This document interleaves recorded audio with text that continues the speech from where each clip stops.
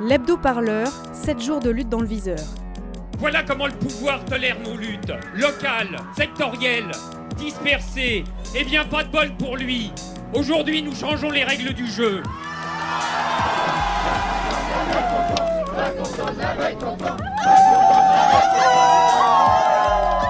J'aimerais bien qu'on commence à me considérer en tant que tel. Radio Parleur, le son de toutes les luttes. Ils ont mis des pics anti-SDF, c'est-à-dire des trucs, vous vous couchez dessus, vous passez à travers. Paris, la ville lumière, où toutes les belles avenues sont propres, oui. On ne résout pas le problème, on ne fait que le déplacer ailleurs. Eux, les manifestations des Gilets jaunes, ils les voient passer. Ils y participent aussi, sans doute pour certains. Pourtant, leur combat est différent. Il est celui d'une survie quotidienne dans la rue et bien souvent invisible au regard des autres.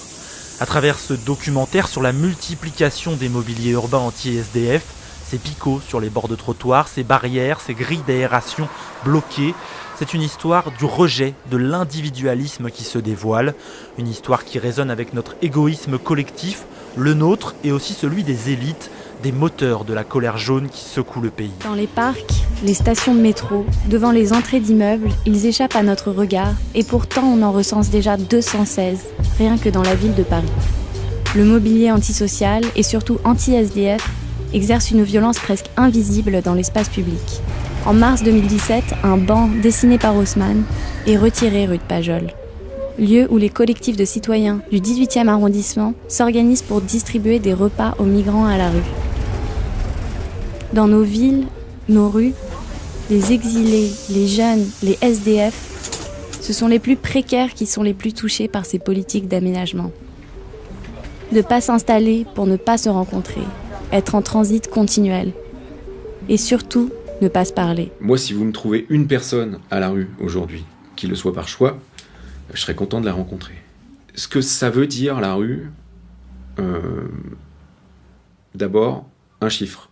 On meurt à la rue à 49 ans, en moyenne. Contre 82 ans, en moyenne, quand on est logique, normalement. Ce chiffre suffit à parler du phénomène. Mais il ne parle pas beaucoup de ce phénomène, c'est-à-dire qu'il ne donne qu'une indication statistique, alors qu'il faudrait rentrer dans des indications humaines. À la rue, on devient fou. Très vite. En quelques semaines ou en quelques mois. Quand je dis on devient fou. Pathologiquement, on devient fou. La première nuit que vous passez à la rue, et il n'y en a aucune, vous ne la ressentez pas, la première nuit que vous passez à la rue, le sentiment permanent, c'est la peur. La peur d'être agressé, d'être tapé, de vous faire voler vos chaussures. Si vous vous faites voler vos chaussures, à la rue, vous êtes mort. Donc je m'appelle Christian, j'ai 45 ans et je suis SDF depuis avril 2015. Christian, c'est un magnifique gars, partage tout. Ma journée type, c'est un petit peu la journée de tout le monde, je voudrais dire. Parce que quand je me réveille, mis à part qu'il faut que je range mes affaires dans mon sac à dos, il faut que je trouve un endroit pour me laver, il faut que je trouve un endroit pour prendre mon petit déjeuner et puis faire ce que j'ai à faire dans la journée en fonction. Puis à midi, il faudra que je trouve où manger, le soir où manger, puis où dormir, ce sera la rue, quoi.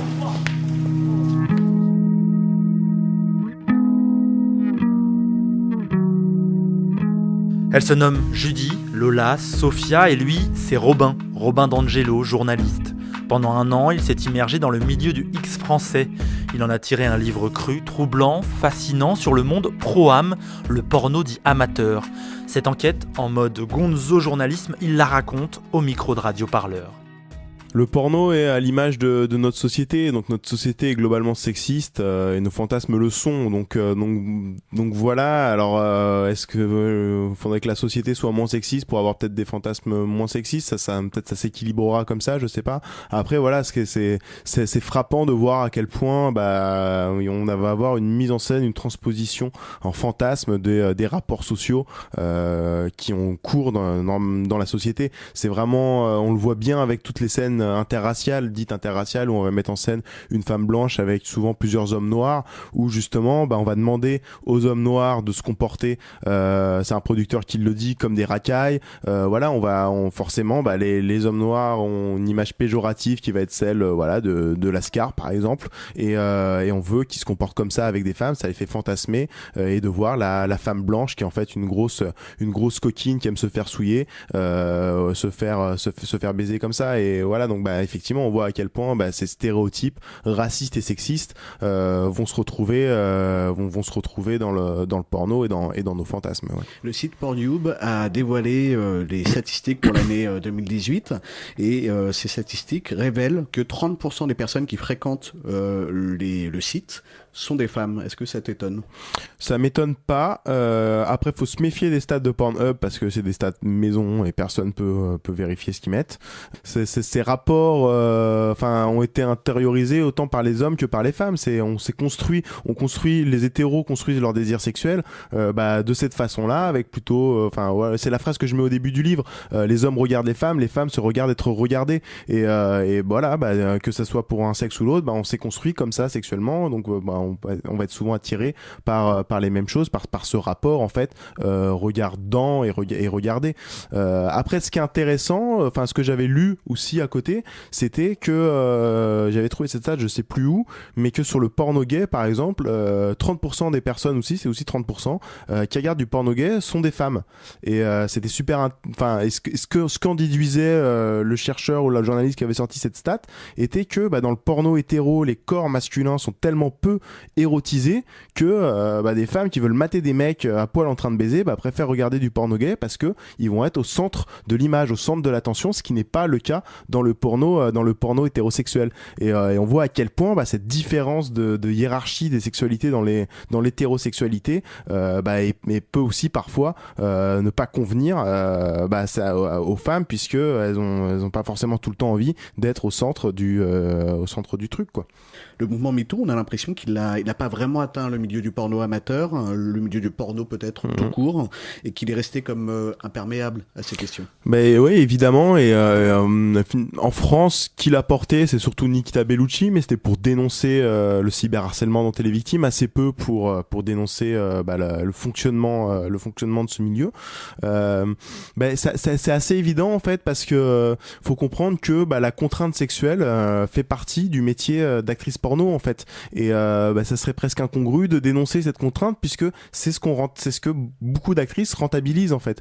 Et moi je l'ai vu de mes propres yeux à un moment où je me retrouve à être cadreur sur une scène. C'est un exemple que je raconte beaucoup, mais qui est très parlant, où je suis cadreur, et juste avant la scène, le producteur qui est aussi acteur de la scène me dit écoute mon coco, tu coupes surtout pas la caméra, et puis moi l'actrice en fait elle sait pas vraiment ce que je vais faire, je la préviens pas des pratiques en particulier, parce que je veux saisir sa spontanéité, et il me dit ça passe ou ça casse. Donc il va vraiment imposer une pratique par la surprise à une actrice.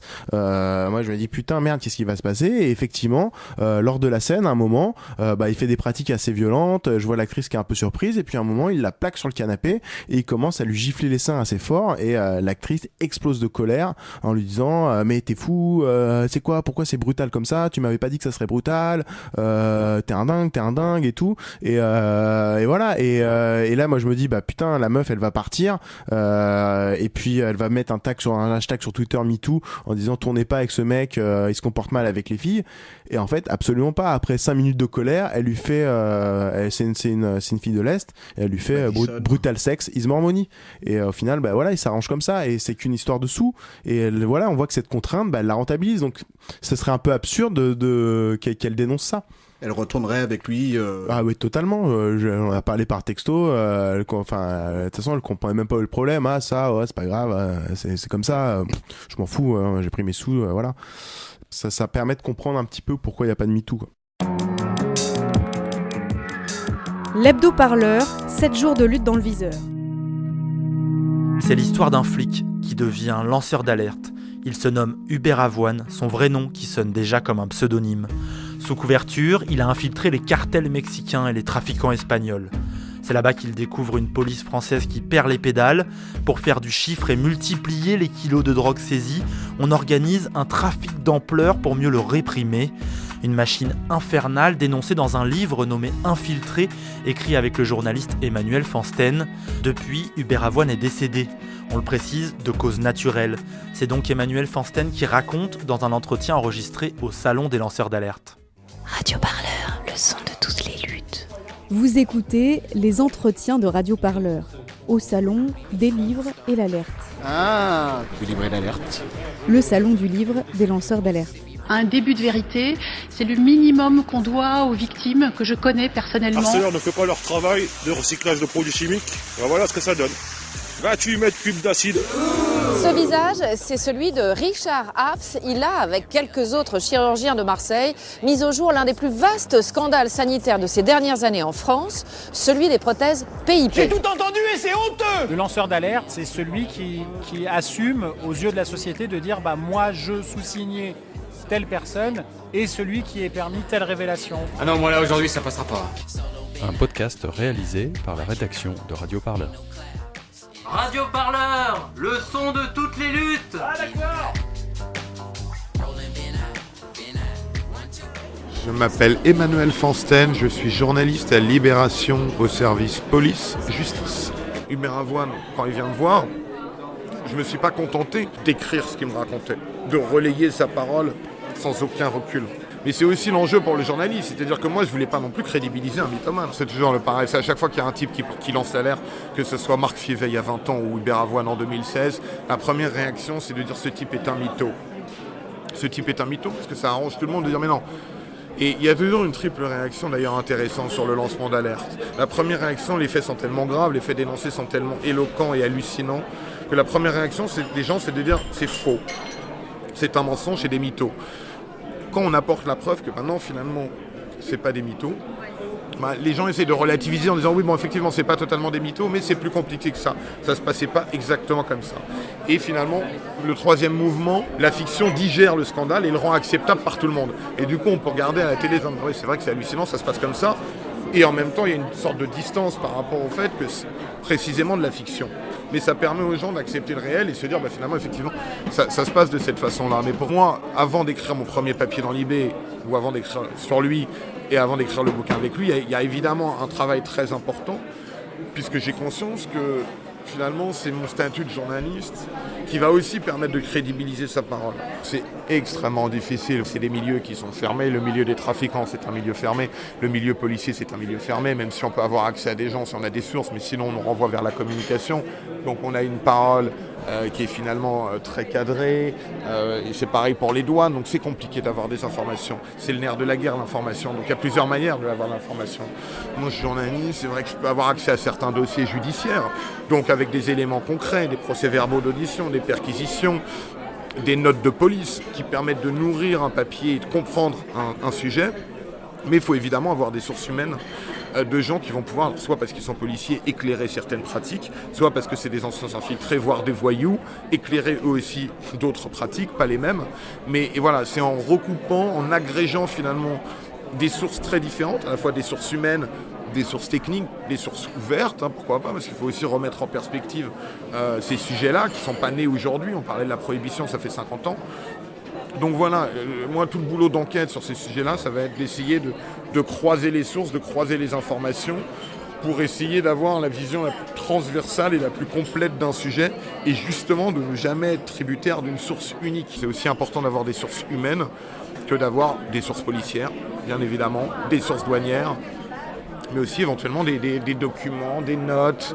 Il y a beaucoup de notes policières qui s'alarment de l'augmentation du trafic. Concrètement, est-ce qu'il y a une autocritique à l'intérieur des services? Publiquement, l'institution policière et judiciaire n'a pas bougé d'un iota depuis 2015. En l'occurrence, il y a eu un mouvement des policiers en 2016 qui a dénoncé cette politique du chiffre. Et ça a changé quelque chose, ça? Non, mais sérieusement, ça serait beaucoup trop simple de considérer que les flics sont méchants et que les magistrats sont gentils, par exemple, ou que les flics font n'importe quoi et que les magistrats essayent d'encadrer les choses. Non, il y a des flics qui font très bien leur boulot, d'autres qui font n'importe quoi, et c'est pareil chez les magistrats. Ce qui s'est passé, c'est que c'est vrai que depuis quelques années, il y a eu une sorte de prise de conscience des effets totalement pervers et néfastes de la politique du chiffre. Et que certains policiers, on a eu l'exemple aujourd'hui, ne veulent plus participer à cette mascarade, ne veulent plus eux-mêmes être responsable d'une situation qu'ils jugent totalement critiquable.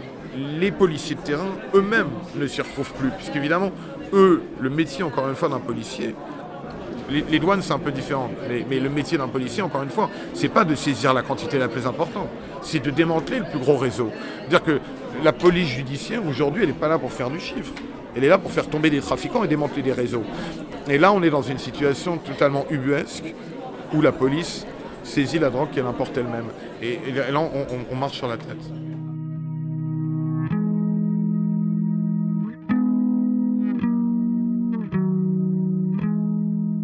L'hebdo-parleur, c'est tout pour aujourd'hui. Vous retrouvez l'intégralité des reportages et entretiens dont vous venez d'entendre les extraits sur notre site radioparleur.net et sur toutes les bonnes plateformes de podcast. Nous, on se retrouve la semaine prochaine pour une nouvelle sélection du meilleur des luttes diffusées sur Radio Parleur. Et si vous n'avez pas la patience d'attendre, eh bien rendez-vous au quotidien sur Internet et sur nos réseaux sociaux.